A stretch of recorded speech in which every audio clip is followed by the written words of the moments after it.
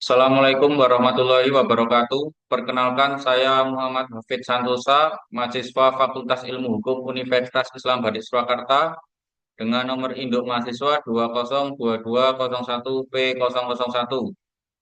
Di sini saya akan menyampaikan seminar proposal saya yang berjudul Proyeksi Kedudukan dan Fungsi Lembaga PDP atau Perlindungan Data Pribadi dalam Menjamin Sekuritas Data Digital di Era Disrupsi. Dosen pembimbing saya yaitu yang terhormat Ibu Dr. Femi Silaswati Farid, SHM HMKN, dan yang terhormat Bapak Muhammad Aziz Zailani, SHMH. Latar belakang. Pertama, era disrupsi sebagai fenomena perkembangan teknologi yang begitu cepat. Era disrupsi digambarkan sebagai suatu era dengan perkembangan teknologi yang begitu pesat yang merambah ke seluruh bidang kehidupan manusia, meliputi bidang pendidikan, administrasi pemerintah, ekonomi, sosial, bahkan kehidupan pribadi. Salah satu indikator kemajuan ini dapat dilihat dari laporan ekonomi C20 2024 yang dirilis Google, Temasek, dan Bain and Company. Indonesia tercatat sebagai negara dengan pertumbuhan ekonomi digital terbesar di Asia Tenggara dengan GMV mencapai 90 miliar dolar AS atau setara naik 13% dari tahun sebelumnya. Yang kedua, masifnya penggunaan teknologi dalam setiap lini kehidupan masyarakat. Peningkatan ini didorong oleh masifnya aktivitas e-commerce dan penggunaan media sosial. Masyarakat semakin terbiasa mengakses informasi, berbelanja, bahkan bekerja hanya melalui ponsel. Namun di balik kemudahan ini, muncul tantangan serius, yaitu keamanan dan privasi data pribadi.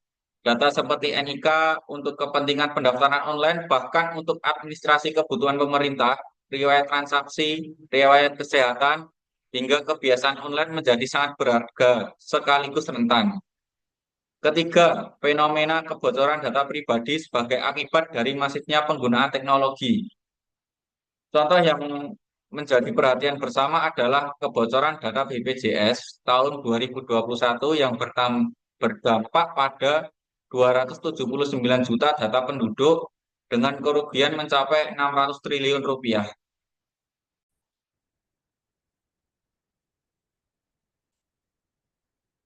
Lalu poin yang keempat, munculnya Undang-Undang Nomor 27 Tahun 2022 tentang Perlindungan Data Pribadi sebagai respon pemerintah terhadap perlindungan data pribadi di era disrupsi.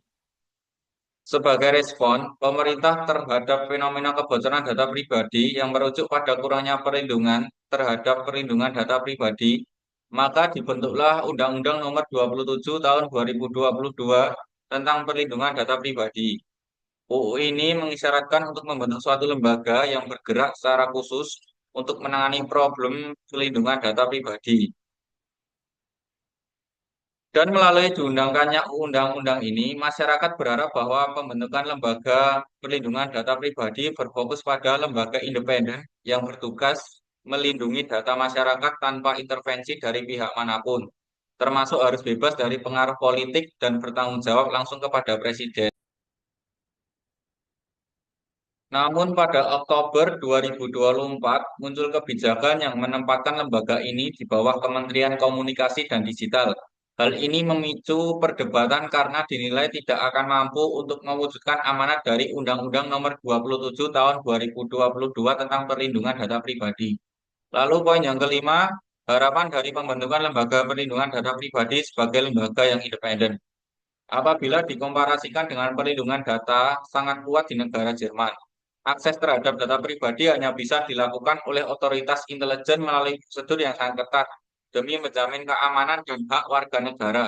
Sehingga negara Jerman menjadi salah satu negara yang mampu untuk memberikan perlindungan data pribadi ke masyarakatnya.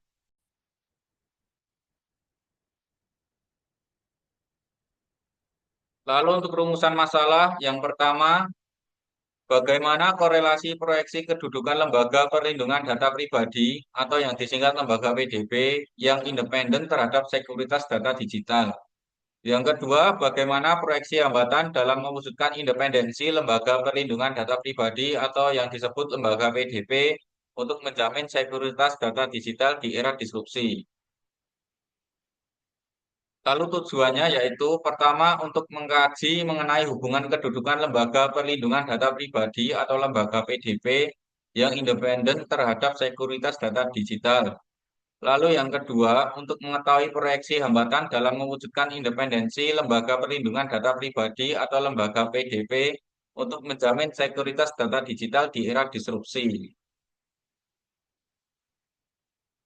Untuk manfaat penulisan proposal saya ini dari segi teoritis, yaitu menjadi tambahan khasanah keilmuan hukum, khususnya yang berkaitan dengan hukum kepidanaan dan referensi dalam pembentukan artikel dan jurnal ilmiah terkait lembaga perlindungan data pribadi atau lembaga PDP. Lalu di segi praktis terdapat beberapa poin. Poin yang pertama untuk peneliti. Penelitian ini diharapkan dapat mengembangkan ilmu pengetahuan di bidang hukum pidana, khususnya penerapan pembentukan lembaga perlindungan data pribadi di Indonesia. Lalu yang kedua, akademisi. Dengan adanya penelitian ini diharapkan dapat menjadi wacana baru sekaligus memberikan pemahaman yang lebih dalam mengenai penerapan lembaga perlindungan data pribadi. Lalu untuk tinjauan pustaka lembaga independen, tinjauan terkait lembaga independen berfokus pada pengertian lembaga independen menurut tokoh yang dapat ditarik sebagai kesimpulan mengenai deskripsi lembaga independen. Menurut Alamsyah dan Huda, menyebutkan bahwa lembaga independen negara dapat diartikan sebagai sebuah lembaga yang terbentuk dari pemerintah yang menyerahkan kewenangannya untuk menetapkan atau membentuk badan sendiri. Lalu untuk data digital, tinjauan terkait data digital dimaksudkan untuk mengetahui terkait pengertian data pribadi secara general, pengelolaan dan media penggunaan data pribadi yang dapat direkam dan disimpan pada media komputer, smartphone, dan media digital lainnya. Era disrupsi teknologi. Disrupsi teknologi dimaknai sebagai sebuah perubahan fundamental akibat perkembangan sistem teknologi digital yang mana teknologi digital atau robot mulai menggantikan dan mengubah peran serta pekerjaan manusia. Kemunculan disrupsi teknologi ini kemudian mendorong aktivitas dan kegiatan manusia untuk selalu mengarah pada percobaan teknologi digital. Lalu untuk tinjauan pustaka tentang Undang-Undang Nomor 27 Tahun 2022 tentang Perlindungan Data Pribadi. Undang-undang ini mengatur secara komprehensif mengenai jenis data pribadi, hak-hak pemilik data, serta kewajiban bagi pihak yang mengelola atau memproses data pribadi, baik itu lembaga pemerintah, swasta, maupun individu. Salah satu fokus utama dalam undang-undang ini adalah perlindungan hak subjek data atau individu pemilik data. Mereka diberikan hak mengetahui, mengakses, memperbaiki, bahkan menghapus data pribadinya yang disimpan oleh pihak lain. Lalu untuk metode penelitian, penelitian ini berfokus pada penelitian kualitatif dengan penelitian hukum normatif. Saifullah Wiradipraja menguraikan bahwa penelitian hukum normatif merupakan penelitian hukum yang mengkaji norma hukum positif sebagai objek kajiannya.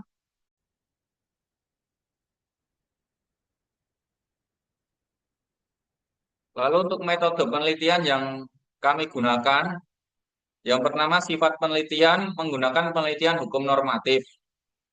Penelitian ini disusun dengan dasar pada penelitian hukum normatif yang berfokus pada suatu sistem norma perundang-undangan dengan menggunakan pendekatan perundang-undangan, konseptual, perbandingan, serta pendekatan kasus. Lalu untuk pendekatan penelitian, yang pertama pendekatan historis dan pendekatan peraturan perundang-undangan atau statu approach. Pendekatan penelitian ini menggunakan pendekatan historis dan peraturan perundang-undangan atau statu approach khususnya mengacu pada Undang-Undang Perlindungan Data Pribadi Undang-Undang Nomor 27 Tahun 2022 serta pendekatan historis yang menelusuri perkembangan norma perlindungan data pribadi sebelum disahkannya undang-undang tersebut. Pada pendekatan perundang-undangan akan mengkaji dari instrumen hukum baik internasional maupun nasional untuk mendapatkan sebuah konsep yang tepat terkait data pribadi. Lalu untuk jenis bahan hukum sendiri, saya menggunakan data sekunder. Data yang digunakan adalah data sekunder yang penulis peroleh dari studi kepustakaan. Data sekunder meliputi bahan hukum primer atau peraturan perundang-undangan yang berlaku. Meliputi yang pertama pasal 28G ayat 1 dan pasal 28H ayat 4 Undang-Undang Dasar Negara Republik Indonesia tahun 1945. Untuk yang kedua, Undang-Undang Nomor 19 Tahun 2016 tentang perubahan atas Undang-Undang Nomor 11 Tahun 2008 tentang Informasi Transaksi Elektronik atau UU ITE. Lalu yang ketiga, Undang-Undang Nomor 27 Tahun 2022 tentang Perlindungan Data Pribadi. Dan yang terakhir, Peraturan Menteri Komunikasi dan Informatika Nomor 20 Tahun 2016 tentang Perlindungan Data Pribadi dalam Sistem Elektronik. Bahan hukum sekunder didapat penulis melalui studi kepustakaan, yakni ulasan atau komentar para pakar hukum dari jurnal-jurnal dan data informasi resmi yang diakses melalui internet.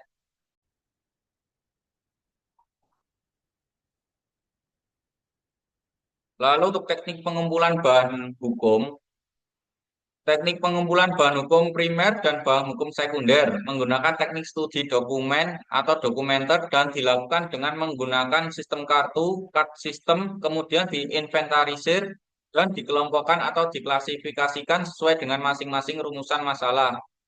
Lalu untuk teknik analisis bahan hukum yang kami gunakan, analisis yang digunakan dalam penelitian ini menggunakan metode analisis yang bersifat kualitatif, yaitu dengan cara melakukan interpretasi atau penafsiran terhadap bahan-bahan hukum yang telah diolah.